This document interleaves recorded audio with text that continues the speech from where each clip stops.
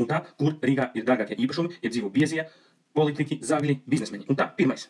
Ir mums visiem labais pazīstamais, dārgākais rajons ir Vecrīga. Tur pārsvarā īpašumu pieder tie, kas 90. gados ir sazagušies. Jaunie nedzīvo, daudzi skandināvi, vācieši, ārzemnieki, tie, kas ir nopirkuši un dzīvo varbūt Rīgā 1 nedēļu gadā. Pārējo laiku izīrē vai mēģina par lielu naudu nopārdot. Un tā, Vecrīga. Tālāk, klusais centrs, ļoti foršs rajons, tur dzīvo uzņēmēji, sportisti, mākslinieki, tie, kas ir izsitušies ar saviem spēkiem. Nākamais varētu arī Skansas rajonu pieminēt. Arī līdzīgi tie, kas negrib varbūt vecās mājās dzīvot kā klusajā centrā, bet Rīgā jaunajās mājās tur arī pērk.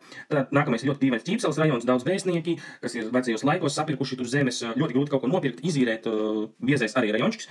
Nākamais, kas būtu interesants mums, ir Meža parks. Atvērsim te, iezīmēsim Meža parks. Nu, šeit dzīvo daudzi politiķi, kas sazagušies, biznesmeņi, uzņēmēji, kas joprojām strādā Rīgā un jābraukā uz Rīgas centru, bet grib dzīvot svaigā gaisā ar kokiem ar savu zemi. Tur viņi dzīvo. Infrastruktūra ierobežota, bet diezgan tāda ekskluzīva vietiņa. Nu, lūk, tie ir Rīgas biezākie rajoni, kur dzīvo biezie, turīgie sportisti, uzņēmēji, sazagušies, ārzemnieki, politiķi,